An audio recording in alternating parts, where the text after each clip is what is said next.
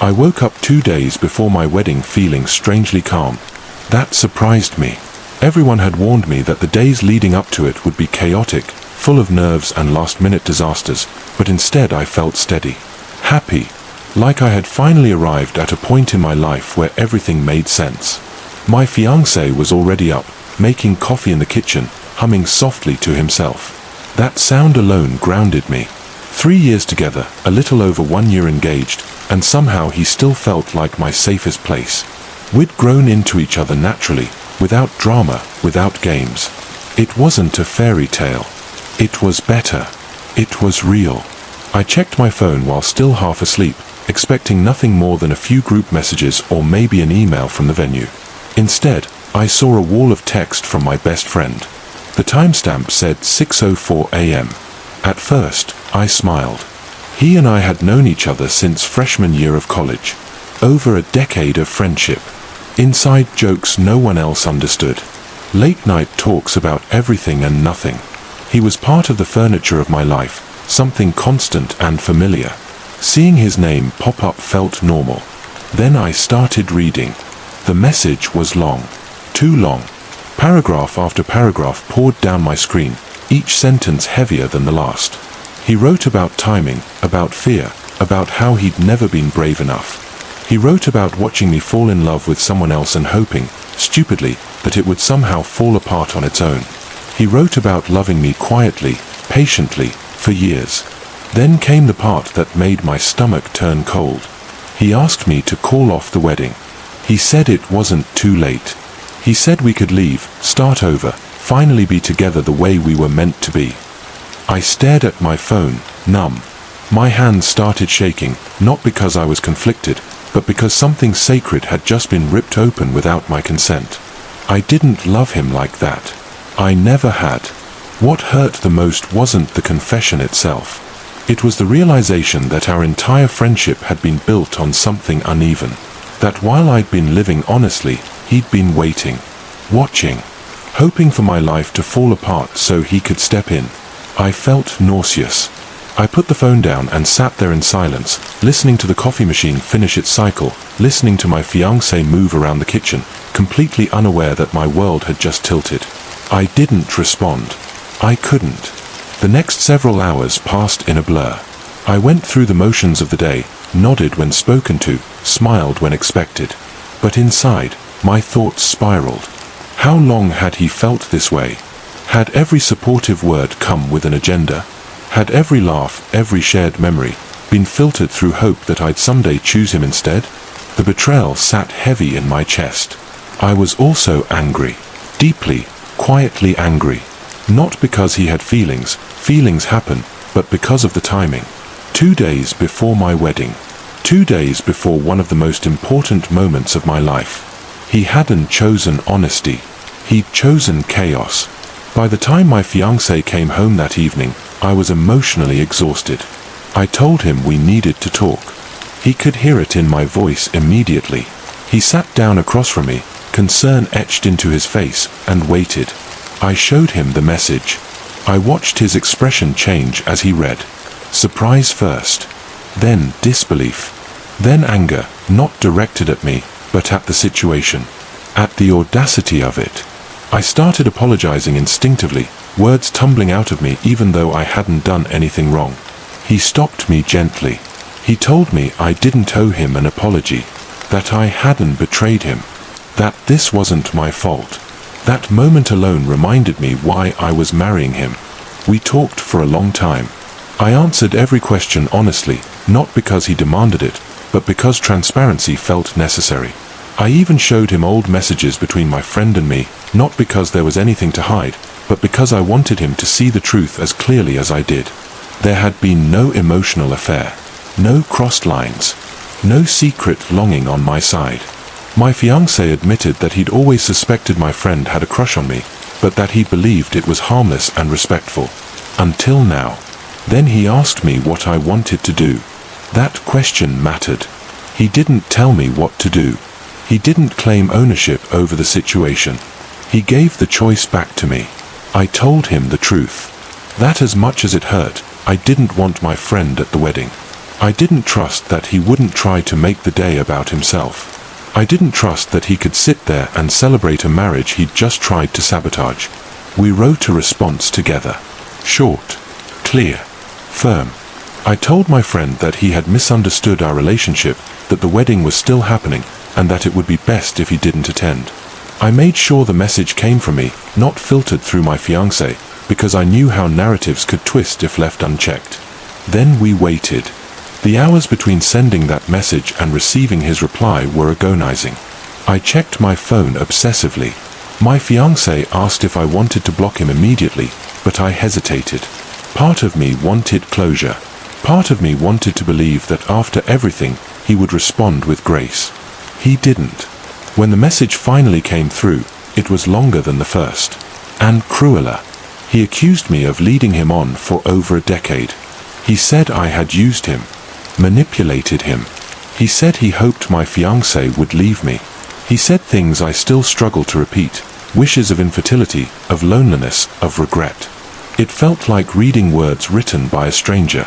I broke down completely. My fiancé took my phone and left the room. I don't know exactly what he said to my former friend. I didn't ask. All I know is that when he came back, the color had drained from his face, and he told me it was done. My friend was blocked. On everything. He wouldn't be coming to the wedding. Our best man and maid of honor were informed. They handled everything quietly, discreetly. I didn't have to explain myself to anyone else. I didn't have to relive it again and again. And then, somehow, the wedding day arrived. I expected to feel sadness, grief for the friendship I'd lost. But standing there, surrounded by people who loved us genuinely, something shifted. The absence didn't hurt as much as I thought it would. Not after seeing who my friend really was when he didn't get what he wanted. The wedding was beautiful, joyful, light. I laughed. I danced. I cried the good kind of tears. If my former friend tried to show up, I never knew about it. If he watched from a distance, unseen, that was his burden to carry, not mine. Now, looking back from the other side of the honeymoon, I understand something I didn't before. Love doesn't wait in the shadows, hoping someone's happiness collapses. Love doesn't demand last-minute sacrifices or dramatic gestures. Love respects boundaries. Love speaks up before it turns into resentment. I didn't lose a best friend. I lost an illusion. And in return, I gained clarity, peace, and a marriage built on honesty instead of hidden expectations. Sometimes the hardest endings happen right before the happiest beginnings. And sometimes, letting go is the only way forward. I used to think birthdays were silly. Just another day on the calendar, another excuse to feel older. That was before I learned how much they can hurt when the people you love treat them like they don't matter. I turned 21 on a Sunday. That detail matters more than it should, because it meant there were no work excuses, no late shifts, no unavoidable obligations. Just a day that existed quietly, waiting to be acknowledged. My boyfriend and I had been together for almost 3 years. We met when we were young and figuring ourselves out, and in a lot of ways we grew up together. He lived with his mom. He'd dropped out of school. I was still studying, still trying to build something stable for myself. We talked often about moving in together someday, about the future, about how things would be better once everything settled. Birthdays mattered to me. He knew that. I'd told him more than once. Not in a demanding way, not with expectations of extravagance, just with honesty. I liked feeling remembered, chosen. I liked knowing that once a year, someone paused their world to acknowledge mine. For his birthdays, I always tried. I saved money. I baked cakes from scratch even when they came out a little uneven.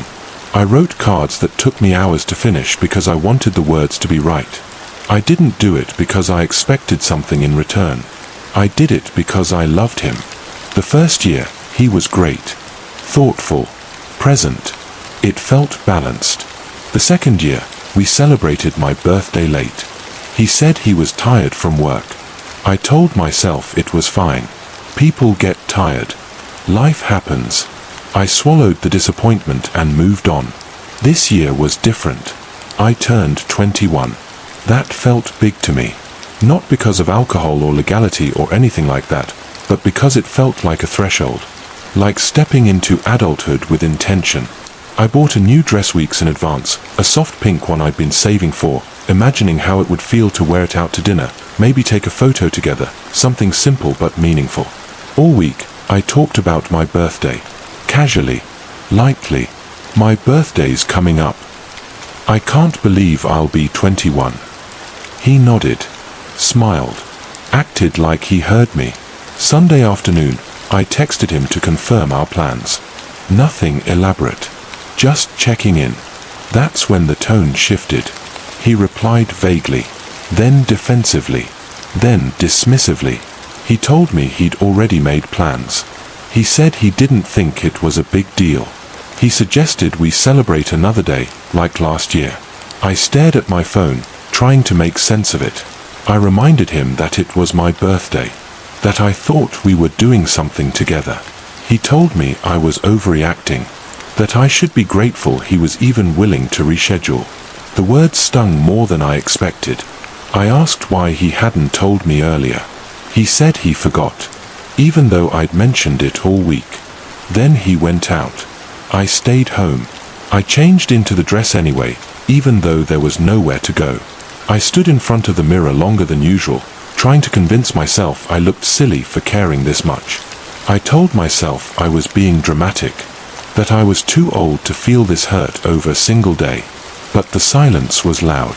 I spent my 21st birthday alone in my room, scrolling through messages from friends who assumed I was out celebrating. I didn't correct them. I didn't want to explain.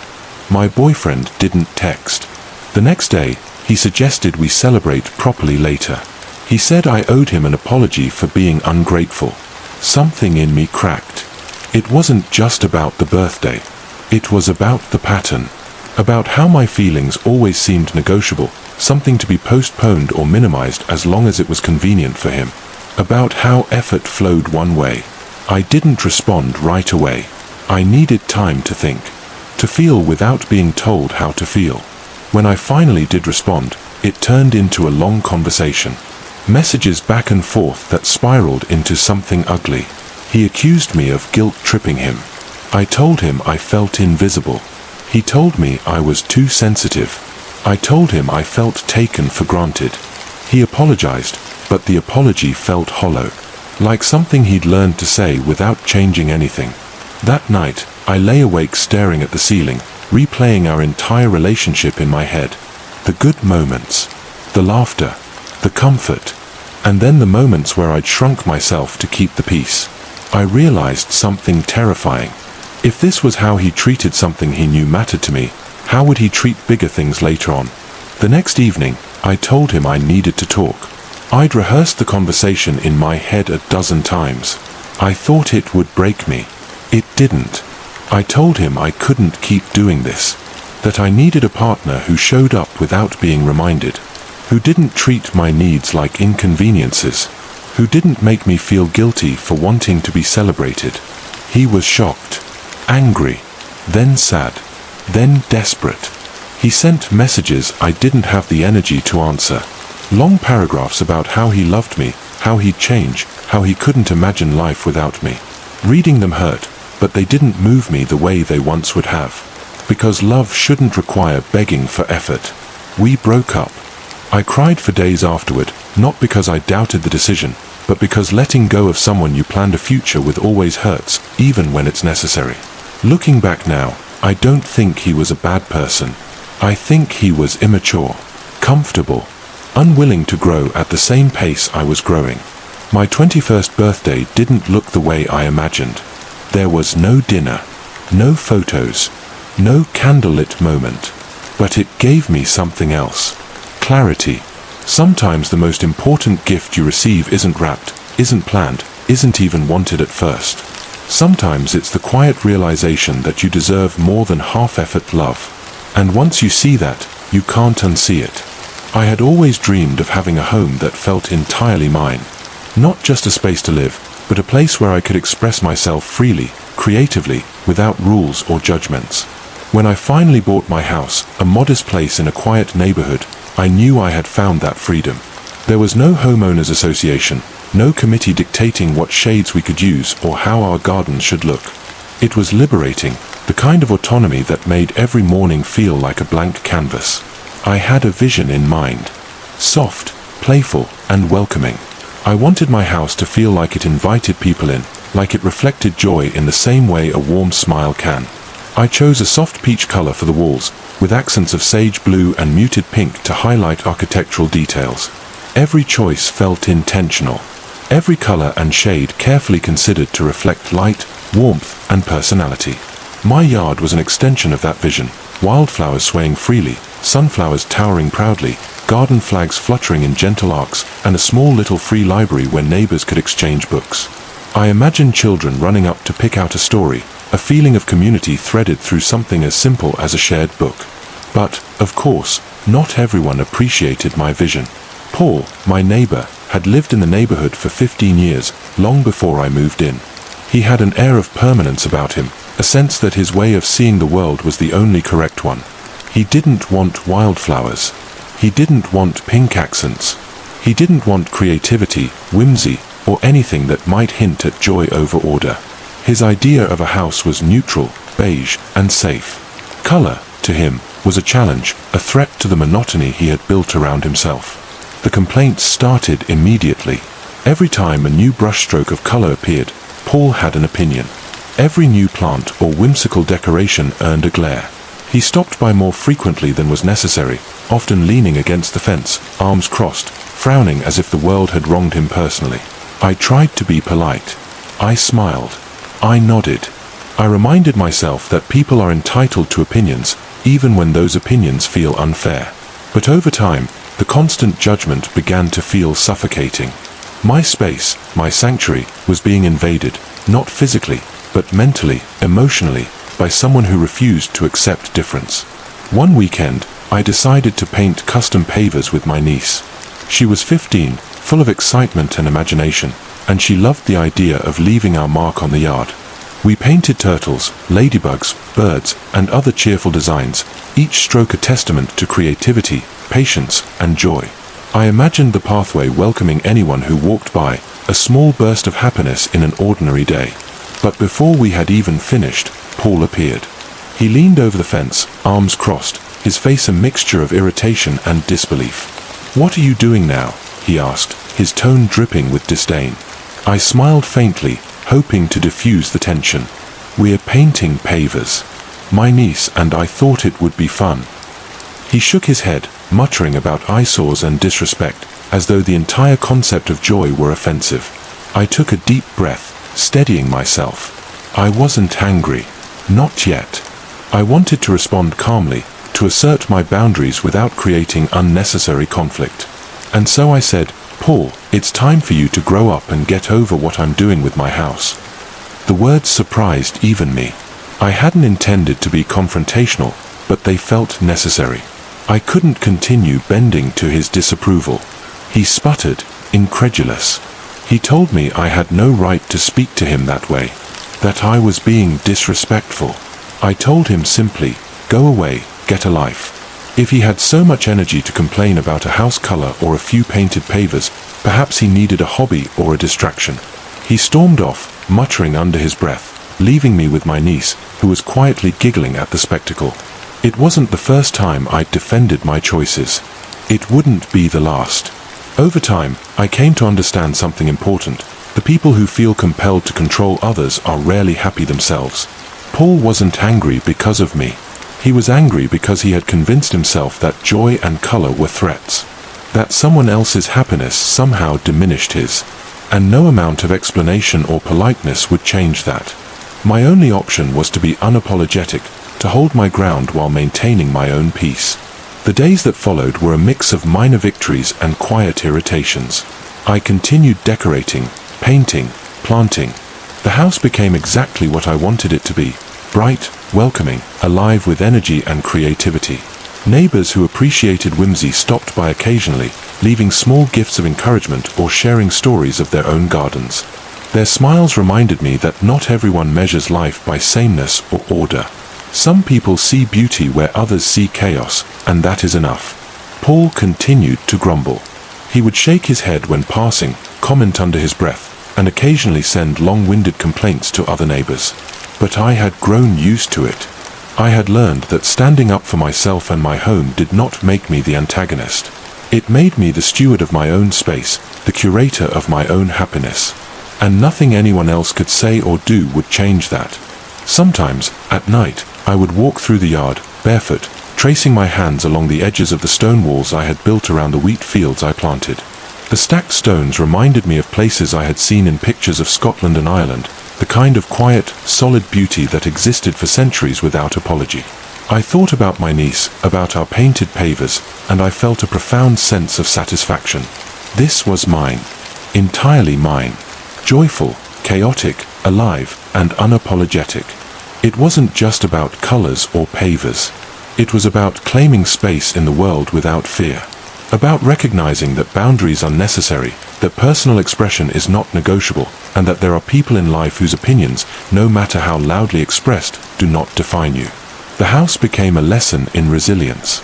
Each flower, each painted stone, each laugh echoed through the yard as a reminder that joy is not optional and that standing firm in one's values is not selfish. It is survival. And so, every morning, I wake, make coffee, and step onto the porch. The sun falls softly on the painted walls, the wildflowers swaying in the gentle breeze. Children run along the path, stopping to pick a flower or read a book from the little library. The laughter, the light, the simple, unremarkable happiness feels like victory. Not over Paul, not over anyone else, but over the fear of being unseen, unheard, or diminished. I learned, in a quiet and profound way, that the beauty of life is not measured by the absence of opposition. It is measured by the courage to live authentically, unapologetically, and without fear. Paul may never understand. He may never appreciate it. But I do. My home is mine, my joy is mine, and in that, I am entirely free. I had always thought trust was simple. You love someone, you care for them, you communicate, and everything else falls into place. At least, that's what I believed until Lena's birthday party incident forced me to realize that trust is fragile, delicate, and easily shaken, even without betrayal. I'm 29, she's 27, and we had been together for 10 months. It wasn't a long time, not compared to marriages or decade-long relationships, but it was enough time to feel grounded. We had laughed, argued, shared our pasts, and even discussed moving in together the following year. In the day-to-day, things felt effortless. At least, that's how it seemed until one weekend, everything shifted without warning. It started innocuously enough. Lena told me she was going out with some friends from college on a Saturday night. I didn't mind. I had plans to watch a game with my brother. I thought nothing of it. We exchanged casual goodbyes. She left, and the evening went as expected. The next day, my phone buzzed with a notification from Instagram. I scrolled, distractedly, until I saw a story from one of her friends. A photo of a group of people, smiling. In the caption, someone wrote, "Happy birthday, Jason." My heart skipped. I recognized the name immediately. Jason was Lena's ex, someone she had dated for 3 years. They had broken up a little over a year before Lena and I met. From what I knew, they had been serious. From what Lena had said, they were on good terms, friendly, casual, but not close. That was enough to make me pause. I waited until she came home to bring it up. Calmly, I asked, "Were you at Jason's birthday?" She looked surprised, almost as if she hadn't considered that I might notice. Then she said yes, quickly adding that it wasn't a big deal, just a group gathering, and she hadn't thought it mattered. Her words were calm, but the tone felt hollow to me. It wasn't about jealousy. I wasn't accusing her of cheating. It was the omission, the choice not to mention it until I discovered it through social media. That felt deliberate. That felt like something had been hidden. And even though she said she didn't think I would care, the sensation of being left out, of being intentionally sidelined, dug into me. I stayed calm. I didn't raise my voice. I didn't accuse her. I just expressed that I would have appreciated knowing beforehand. She got defensive, saying I was overreacting, that she hadn't hidden it. But in that moment, I knew what hiding felt like. It was in the absence of transparency, in the unspoken choice to let the truth remain obscured. It was a decision she had made, perhaps small, but impactful. The evening was tense. We didn't fight outright, but the air between us shifted. She said she didn't want to make it a big deal. I nodded, understanding, but my gut told me this was more than just a minor oversight. It wasn't the party. It was how she handled it. How she dismissed my feelings. How she prioritized her comfort over honesty. Over the following days, things didn't improve. Awkward conversations popped up. She insisted I was overthinking. I tried to let it go, but the feeling of unease lingered, persistent. Every interaction carried a subtle tension, a reminder that we might not align in our expectations of trust and communication. 10 days later, I realized something critical. Lena hadn't lied in the traditional sense, but the intent to obscure the truth was there. She admitted she hadn't told me about the party because she knew how I would react. That confirmation struck me harder than I expected. It wasn't just about secrecy, it was about the fundamental difference in how we approached honesty in a relationship. She felt the need to manipulate the situation to avoid conflict. I felt the need to be treated as an equal partner, deserving of transparency. We didn't argue. There were no dramatic confrontations, no shouting matches. Instead, there was a quiet, mutual understanding that forcing the relationship forward would only create more harm. We separated not with anger, but with the recognition that our values did not align. Looking back, I realized this wasn't a failure of affection. Lena and I cared for each other deeply, but love alone is not enough. Trust and communication are the frameworks that allow love to endure. Without them, even the best intentions can crumble under the weight of withheld truths. The experience left a mark, yes, but it also taught me something invaluable. I learned to recognize the subtle signs of misalignment, to honor my instincts, and to understand that uneasy feelings in a relationship are not to be dismissed lightly. Sometimes, the kindest thing you can do for yourself, and for someone you care about, is to step away before the erosion becomes irreparable. It was unfortunate. It hurt. But I walked away knowing I had respected myself, honored my feelings, and refused to compromise my boundaries for comfort. That awareness became a foundation for how I approached all future relationships, a reminder that transparency and honesty are not optional. They are essential. And that is a lesson worth every ache, every sleepless night, and every moment of quiet reflection. I started finding the notes in my apartment a few weeks after my roommate moved out. At first, I thought he was messing with me. We didn't part on bad terms, but he had a weird sense of humor, and the timing lined up just well enough for it to make sense. The first note was stuck to the fridge with a magnet, written on a scrap of paper torn from a notebook. "You should close the window at night." I stared at it for a long time before checking the windows. They were all closed. Locked. I crumpled the note and threw it away, telling myself it was probably left over from my roommate, something he forgot to clean up. 2 days later, there was another note.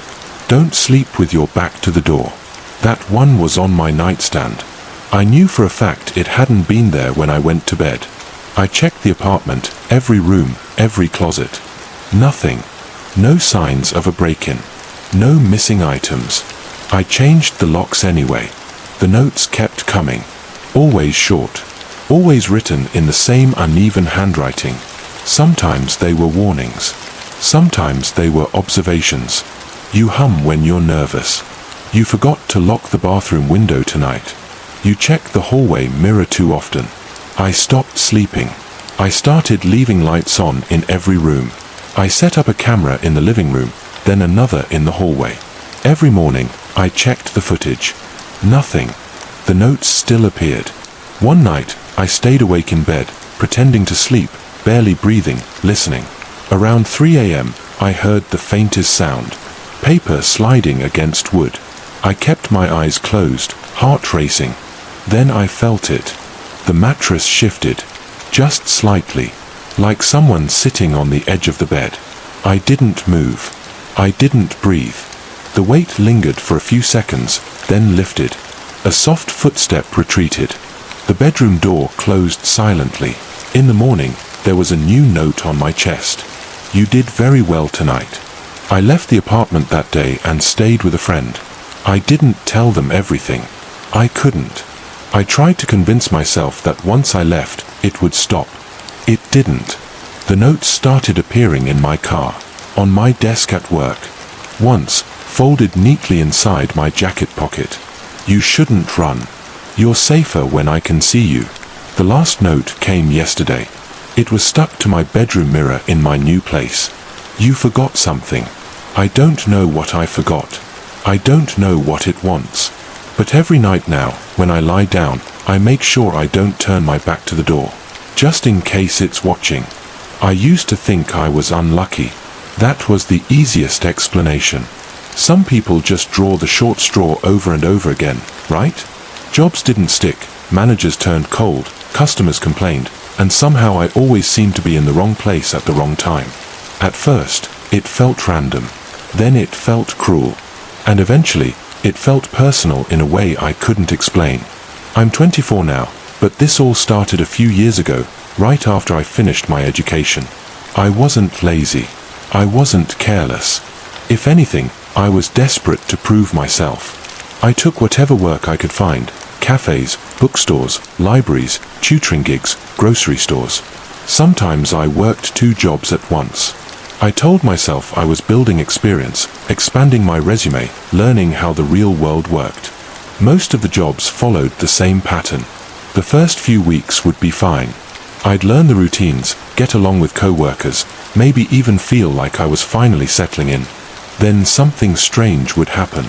A customer would complain about me, but the complaint wouldn't match anything I remembered doing.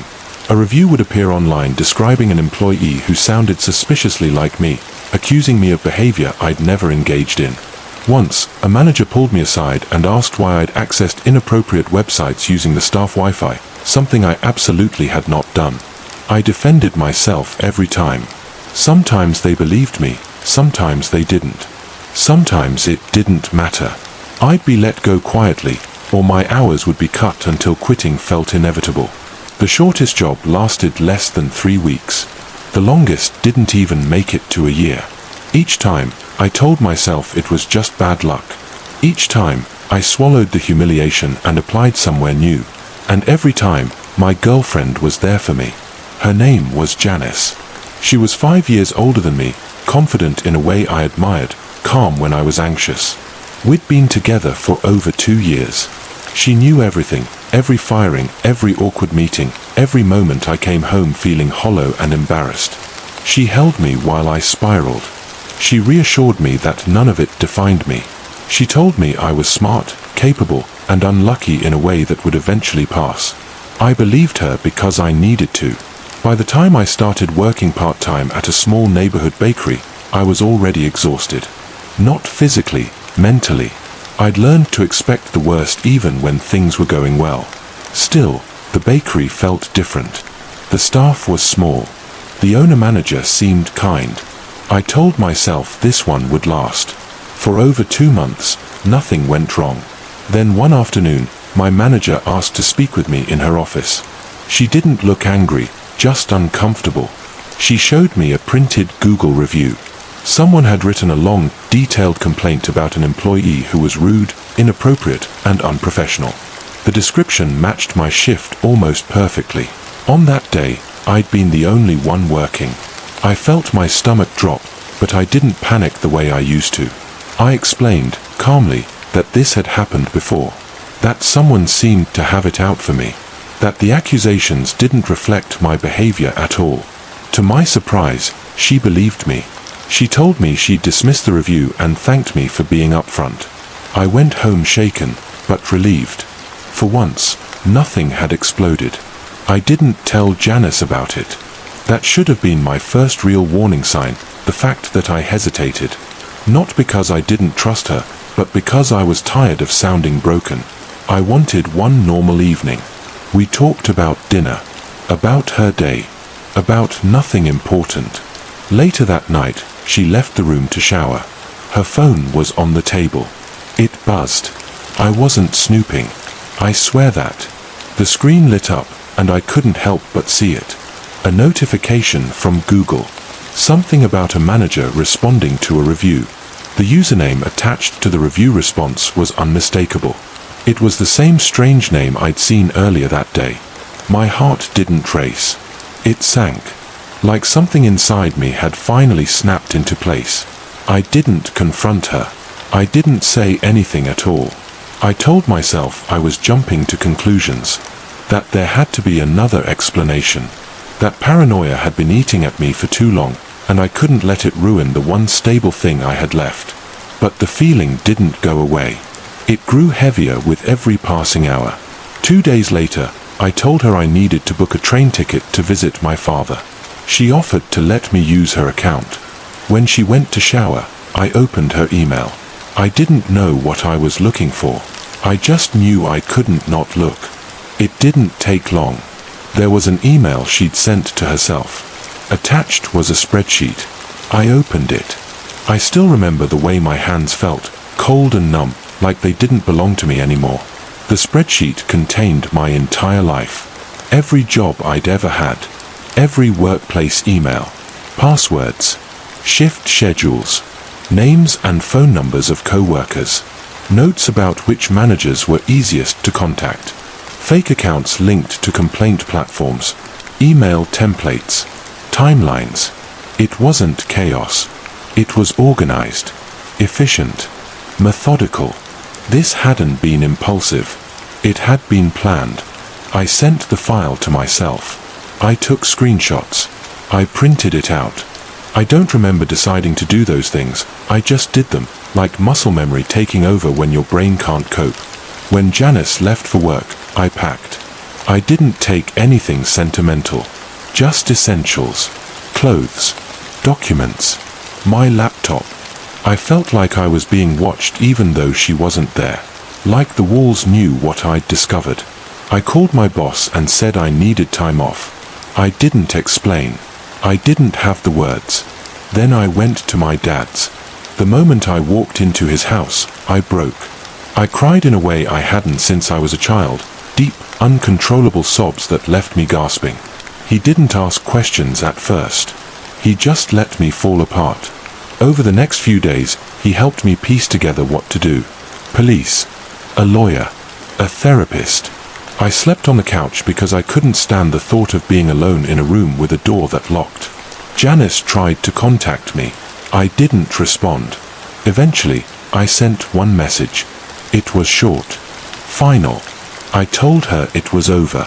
That I knew what she'd done. My father handled the rest. The legal process was slow and terrifying. Every email notification made my chest tighten. Every unfamiliar number felt like a threat. I changed every password, deleted accounts, locked down my digital footprint until it felt like I barely existed online at all. In the end, we didn't go to court. Some people think that means she won. It doesn't feel that way to me. I couldn't survive a public trial.